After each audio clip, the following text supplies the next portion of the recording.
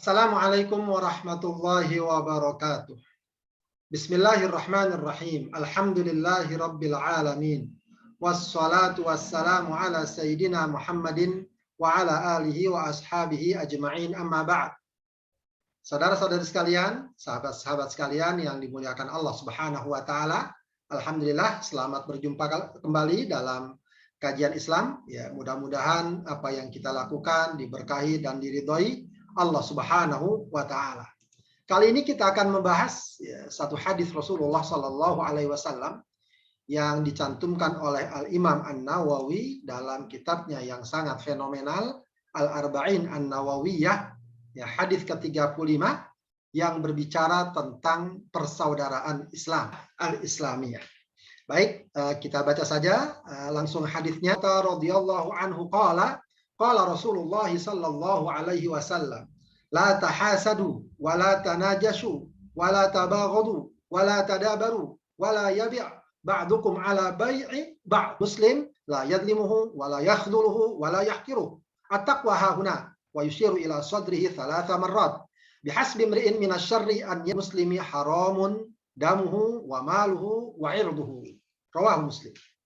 Hadis ini, sahabat-sahabat sekalian, oleh Ibnu Hajar Al-Haythami, dia mengatakan wa haditsun katsirul fawaid. Hadis ini faedahnya sangat banyak. Musyirun ila jullil mabadi wal maqasid. Ya, bahkan memberikan isyarat tentang sebagian besar, ya, atau seluruh prinsip dan tujuan. Bal huwa inda ta'ammuli ma'nahu wa fahmi maghzahu hawin li jami' ahkamil Islam mantuqan wa mafhuman. Bahkan jika diteliti maknanya dan tujuannya, mengandung seluruh baik yang tersurat atau tersirat. Wa mustamilun ala jamil adab aidan, juga mengandung seluruh nilai adab, ya, etika, imaan wa tahqiqan, ya, baik tersirat maupun tersurat. Ya, jadi memang ini hadis yang agung, hadis yang besar, layak untuk kita pahami, kita kaji, dan tentu saja kita amalkan. Baik, Rasulullah SAW mengatakan la tahasadu. Ya, jangan, memang hasad, manusia umumnya memiliki sifat hasad sedikit atau banyak. Ya, dia boleh dikatakan juga merupakan tabiat manusia. Tinggal bagaimana seseorang untuk mengelolanya, ya, sebab nanti ada hasad yang baik, ya, tapi ada hasad yang tidak baik. Hasad yang tercela apa? Ya, hasad itu maknanya adalah dengki, ya. Kalau orang kita bilang dengki. Ya. Nah, umumnya memang tercela, ya, masuk dalam sifat hasad yang tercela. Misalnya apa? Menginginkan dan mengusahakan hilangnya kebaikan yang ada pada orang lain dan berpindah kepadanya. Nah, ini hasad yang sangat tercela. Atau menginginkan atau mengusahakan hilangnya kebaikan kepada orang lain walau dia tidak ingin atau tidak bermaksud agar itu pindah kepada dirinya. Ini pun masih tercela. Ada orang mendapat kebaikan, kita ingin agar kebaikan hilang padanya. Itu tercela. Ya, kemudian menginginkan hilangnya kebaikan pada orang lain tanpa mengusahakannya. Ya, hanya tersimpan dalam hati saja. Ya, dia nggak, kalau tadi masih diusahakan, diomongin lah, dilakukan ini dan itu. Kali ini nggak, cuma dalam hati aja, mudah-mudahan hilang itu kebaikannya. Nah, itu tetap juga masih tercela, ya, karena itu berarti menunjukkan suasana hati yang tidak baik. Ya. Termasuk hasad juga menginginkan kebaikan yang ada pada orang lain semata dalam urusan dunia. Ya, masih dia pengen seperti orang itu. Kalau cuma sekedar urusan dunia dan seterusnya, ini juga masih sesuatu yang tidak semestinya. Ya. Maka hendaknya sifat hasad itu kalaupun ada dan kita inginkan, hendaknya pada perkara yang terpuji. Apa misalnya? Menginginkan, ya, agar dirinya mendapatkan kebaikan, ya, seperti orang lain dalam urusan agama dan amal soleh. Ya, jadi kalaupun kita ingin agar misalnya kaya seperti si fulan, agar kita bisa bersedekah. Ya, kita ingin memiliki kedudukan seperti si fulan agar kita bisa berbuat kebaikan, beribadah, taat dan semacamnya. Ya, memang disebutkan dalam satu hadis Rasulullah Sallallahu Alaihi Wasallam, ada orang yang diberikan ilmu lalu diamalkan ilmunya, kita ingin seperti dia, atau pada orang yang diberikan harta dan dia menyedekahkan hartanya, kita ingin juga seperti dia. Ya. Intinya untuk perkara tadi yang sudah kita sebutkan, ya, jangan kita hasad, jangan kita dengki kepada saudara kita.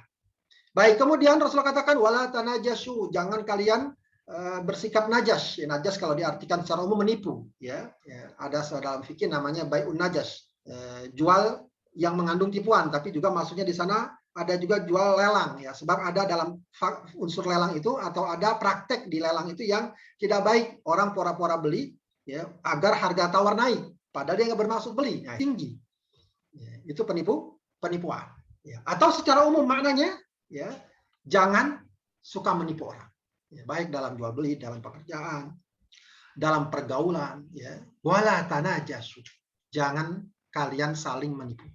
Wala tabaghadu wala tadabaru. Kata Rasulullah wala tabaghadu dari kata bughd, al-bagh, tabaghadu dari kata al-bughd, artinya apa? Membenci. Maksudnya apa? Jangan kalian saling membenci. Wala tadabaru. Berasal dari kata dubur belakang. Ya, maksudnya apa? Saling membelakangi, tidak saling tegur sapa, tidak saling mau berjumpa. Nah, ini bagian dari saling benci juga, mungkin karena sedang marahan, sedang bermasalah, pengen ketemu malas, pengen berpapasan, saling buang muka. Nah, wala tabaghadu wala tadabar, kata Rasulullah. Wala yabi' ba'dukum ala bai'i ba'd. Bagian kalian ya menjual atas jualan yang lain atau jualan orang lain, ya. Bagaimana contohnya? Ada seorang pembeli yang telah sepakat membeli sesuatu kepada pedagang yang lain. Namun, ya, saat masih ada kesempatan memilih atau khiyar, misalnya dengan memberi uang muka atau memang sudah serah terima begitu ya. Dan di sana masih boleh membatalkan atau tidak. Lalu pedagang yang lain berkata kepadanya, batalkan rencanamu. Nih, beli kepada saya dengan harga lebih murah, ya, dengan barang yang lebih berkualitas. Padahal dia sedang dalam proses jual beli dengan pedagang yang lain. Nah, ini tentu akan menyebabkan apa? Cekcok, akan menyebabkan ribut dan semacamnya. Begitu juga sebaliknya, ya, pembeli, ya, ada orang penjual ingin menjual kepada konsumen, lalu pembeli mengatakan, udah jual aja kepada saya beli lebih mahal. Nah, itu nggak boleh juga. Ya, sama itu, karena akan menimbulkan percekcokan, gitu ya. Kemudian Rasulullah mengatakan, wa kunu ibadallahi ikhwana. Jadilah kalian ibadallah. Ibad jamak dari abdun. Abdun jamaknya ibad. Ya, ikhwan jamak dari akhun. Maka jadilah kalian hamba-hamba Allah yang bersaudara. Jadilah kalian kaum muslimin satu sama lain selalu bersaudara dan menjaga, merawat persaudaraan kalian. Dengan apa caranya? Menjauhi perbuatan dan sikap yang dapat merusak persaudaraan. Perhatikan tadi bahasanya la tahasadu ya, wala tanajashu, wala tab. Kata di sini yang menggunakan ungkapan saling atau namanya musyarakah gitu ya. Artinya jangan saling dengki. Si fulan dengki sama kita, kita dengki sama dia. Si fulan marah sama kita marah sama dia. Ya, ini semestinya dihindari. Ya, kalau ada orang dengki sama kita usahakan jangan dengki sama dia. Memusuhi kita jangan memusuhi dia. Begitu ya, agar keributan atau permusuhan segera diredam, kemudian diganti dengan persaudaraan dan kasih sayang. Kemudian Rasulullah mengatakan, al-muslimu akhul muslim, la yadlimuhu, wa la yakhduluhu, wa la yahkiru, wa la yahkiruhu. Muslim itu saudaranya seorang muslim. Ya. Selagi dia muslim, dia saudara bagi kita. Saudara dalam keimanan, saudara dalam akidah, mau apapun bangsanya, sukunya, warna kulitnya, profesinya, kedudukannya, dia beriman, dia saudara kita. Maka sebagaimana umumnya seorang saudara kepada saudaranya, ya mestinya ada semacam ikatan yang kuat untuk tidak saling bermusuhan, saling dengki, saling bertengkar dan semacamnya. Ya, la yadlimuhu, mestinya tidak menzaliminya. Ya, kita kepada saudara menzalimi saudara kita baik dengan perbuatan kita, ucapan kita, sikap kita, ya kadang wewenang kita, kedudukan kita. Jangan sekali-kali kita menzalimi saudara kita. Sebagaimana tentu kita tidak sudi untuk dizalimi. Siapapun orang tidak ada yang sudi dizalimi. Sebagaimana dia tidak sudi dizalimi, jangan ya, dia menzalimi saudaranya. Ya. Wala yakhdhuluhu. Ya. La yakhdhul artinya apa? Tidak membiarkan manakala dia membutuhkan pertolongan. Khususnya ketika sedang dizalimi. Ada saudara kita dimusuhi, terancam. Kita diam saja. Tidak memberikan pertolongan. Ya. Tidak memberikan perhatian. Tidak memberikan simpati atau reaksi untuk bisa membela mereka. Ya, banyak saudara-saudara kita yang dizolimi ya, di sekitar kita, mungkin di negeri ini, bahkan mungkin di luar negeri. Ya, dizolimi mereka, ada yang masih terjajah seperti di Palestina misalnya. Kita diam saja, itu dilarang oleh Rasulullah. La yakhdhuluhu. Ya, jangan biarkan saudara kita yang sedang membutuhkan pertolongan, khususnya ketika dia sedang dimusuhi, diperangi, ya, disakiti dan semacamnya. Dengan apa yang bisa kita bisa lakukan? ya mungkin kita sampaikan, kita ajak orang-orang untuk simpati, untuk memberikan perhatian dan seterusnya. Wala yahqiruhu, dan juga seorang muslim mencela. Ya, mungkin ada orang-orang yang menurut kita di bawah kita dari segi ekonomi, sosial, pendidikan, apalah, jangan dicela mereka. Ya, sangat mungkin sekali mereka yang kita cela, mereka memiliki kelebihan yang tidak kita miliki. Kita yang dianggap atau merasa punya kelebihan atas orang lain, itu pun juga bukan tempatnya atau alasan untuk mencela. Ya, apa sebabnya? Semua dari Allah Subhanahu wa Ta'ala. Tidak pada tempatnya orang sombong dengan apa yang dia miliki lalu dia mudah mencela orang lain. Ya, ya. Rasul mengatakan takwa itu di sini. Wa yushiru ila sadri thalatha marrat. Ya, dan Rasulullah itu ketika mengatakan itu takwa hauna, dia sebut tunjukkan dadanya 3 kali. Ya. Apa maknanya ini? Ya. Sebagian orang mengartikan artinya takwa yang penting di hati. Selesai, tidak, bukan begitu maknanya. Ya, walaupun dia nggak sholat, walaupun dia melakukan maksiat, munkar, lalu dia bilang apa? Yang penting takwa di hati. Ya, itu keliru. Maksudnya apa? Takwa berada di hati maksudnya adalah sumber takwa berasal dari hati yang penuh keimanan dan keikhlasan. Kemudian berwujud dalam bentuk amal nyata dalam kehidupan. Itu maknanya. Artinya memang semua harus bersumber dari hati kita. Kalaupun kita berbuat baik, kita melakukan sholat, puasa, kebaikan, hendaknya itu merupakan wujud dari keimanan kita, ketakwaan kita kepada Allah. Sebab walaupun orang berbuat baik, namun tidak bersumber dari keikhlasan, ya ketakwaan kepada Allah, di sisi Allah tidak bernilai. Bisa jadi banyak orang berbuat baik, ya, tapi ya, itu bukan takwa menurut pemahaman Islam. Ketakwaan adalah kebaikan, ya, ibadah, amal soleh atau kebaikan secara umum yang landasannya adalah keimanan kepada Allah Subhanahu wa Ta'ala. Ya. Tentu bukan berarti ya, takwa hanya urusan hati tanpa pengamalan. Ya, jadi makna di sini bukan mengatakan atau bukan yang dimaksud adalah takwa hanya urusan hati tanpa pengamalan, tapi yang dimaksud adalah bahwa setiap amalan ketakwaan harus dilandasi oleh hati yang bersih dengan keimanan. Kemudian Rasulullah mengatakan bihasbimri'in mu'min, ya, bihasbimri'in minasyarri, maaf, ya, cukuplah seseorang dikatakan telah berbuat keburukan, cukuplah seorang dikatakan buruk, ya, an yahqira akhahul muslim, kalau dia mencela saudaranya muslim. Ya, jangan sampai ya kita mungkin banyak kelebihan, ketaatan, ibadah, amal soleh, sodako. Ya, tapi ketika itu jadi alasan kita untuk mencela orang, merendahkan orang, khawatir semua itu akan terhapus dengan celaan atau penghinaan yang kita lakukan kepada saudara kita. Maka sebagai seorang muslim, perkara menghina, mencela orang lain, ya, apalagi kalau patokannya adalah ya, karena apa yang dia miliki lebih rendah dari kita, apakah amalnya, apakah ibadahnya, apakah sodakohnya, apakah ekonominya, hartanya, kedudukannya, ya, itu tidak boleh terjadi bagi seorang muslim. Ya. Maka sikap mencela itu adalah perkara yang tercela. Ya. Mencela orang lain merupakan alal muslimi haramun damuhu wa maluhu wa irduhu. Ya. Seorang muslim atas muslim yang lainnya haram. Ya. Apanya? Darahnya. Jangan gampang dia melukai saudaranya. Apalagi sampai membunuh. Ya, itu perkara yang harus jauh dari seorang muslim. Wa maluhu, hartanya juga haram. Nggak boleh harta dia diambil, baik langsung atau tidak langsung. Baik dengan cara mencuri, merampok, mencopet, atau dengan cara apa lagi? Menipu, mengelabui, membuat rekayasa agar hartanya bisa diambil. Apa saja caranya yang tidak dibenarkan agama, ya, lalu harta orang muslim diambil. Kita jual barang sesuatu, ya, katakanlah barangnya itu tidak asli, kita bilang asli, itu termasuk juga mengambil harta orang muslim, ya, menipu, bagian menipu juga, sama juga mengambil harta orang muslim. Wa irduhu, dan kehormatannya.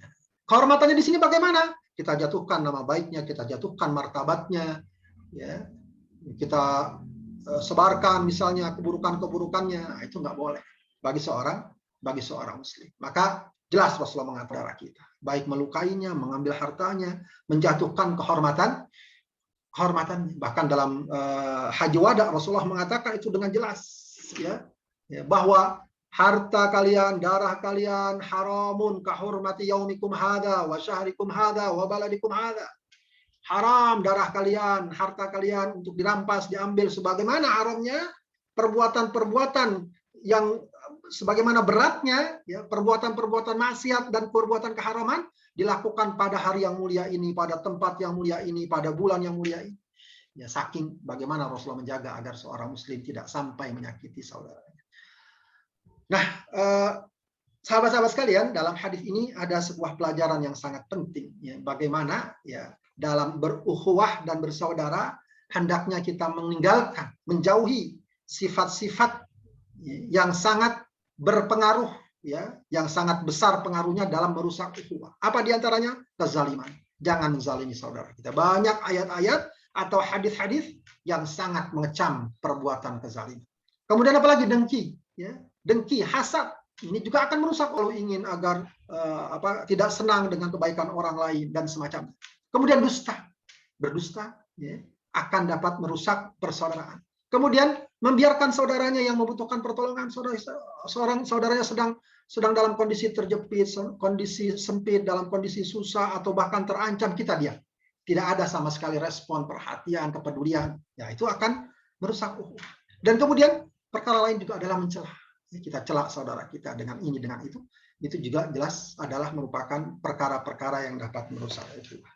Baik, sahabat sekalian, ya, dapat kita simpulkan bahwa hadis ini, ya, mengajarkan kepada kita bahwa ukhuwah persaudaraan tidak cukup hanya sebatas klaim.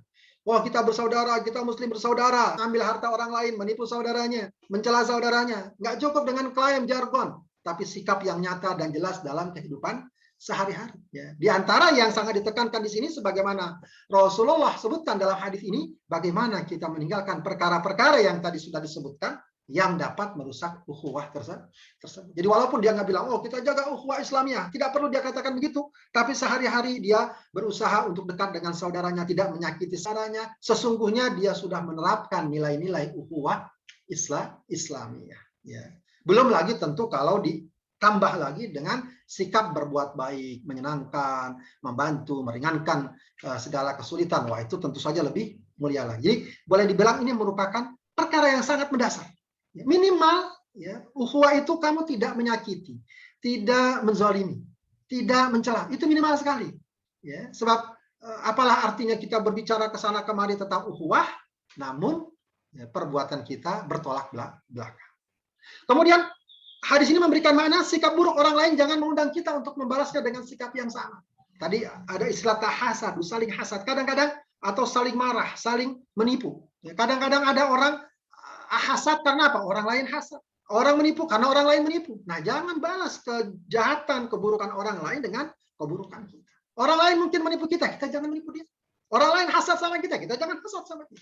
Ya. Dengan begitu kita akan memutus rantai dari sikap buruk yang mudah-mudahan dengan cara itu, ya, akan membuat kita atau membuat hubungan lebih baik. Ya, itu yang Allah katakan, idfa billah idza kana bainaka wa bainahu adu, balaslah dengan cara yang lebih baik, ya, sebab bisa jadi dengan cara seperti itu yang tadinya kalian saling bermusuhan menjadi sahabat atau orang yang sangat dekat. Ya. Kemudian hadis ini memberikan satu makna bahwa standar moral seseorang justru tampak pada perilakunya sehari-hari yang bersifat spontan kepada orang dekatnya. Ini akhlak itu masalahnya spontan. Kalau masih diukur-ukur, oh ini orang hebat, kita harus hormat. Wah ini enggak, orang biasa, kita biasa saja. Nah, itu berarti masih belum spontan. Kalau spontan itu artinya apa? Kepada semua orang baik, maupun dia orang tinggi, orang rendah, orang kaya, orang miskin, orang terkenal, tidak terkenal. Memang watak dia adalah baik kepada orang lain. Sopan kepada orang lain. Menghormati orang lain. Nah, itu namanya akhlak. Itu namanya karakter. Dan kemudian sebuah perkara penting bahwa landasan dari semua kebaikan kita adalah kebersihan hati yang bersumber dari keimanan. Gitu ya. Ini tidak bisa dilepaskan dari kehidupan orang beriman. Ya, bahwa semua amal kita harus bersumber dari hati kita. Maka ketakwaan yang sebenarnya adalah kebaikan amal soleh yang bersumber dari bersihnya hati kita, kebersihan hati kita bersumber dari keimanan yang murni kepada Allah Subhanahu wa Ta'ala. Ya. Sahabat-sahabat sekalian yang dimuliakan Allah Subhanahu wa Ta'ala, itu sedikit penjelasan tentang hadis yang ke-35. Ya, mudah-mudahan dapat kita pahami, kita amalkan, dan mudah-mudahan Allah jadikan kita sebagaimana pesan Rasulullah, wa kunu ibadallahi ikhwana. Jadilah kalian hamba-hamba Allah yang saling bersaudara. Semoga Allah kuatkan iman kita, Islam kita, dan persaudaraan kita. Mohon maaf atas segala kekurangan. Wallahul muwaffiq ila aqwamit thoriq. Wassalamualaikum warahmatullahi wabarakatuh.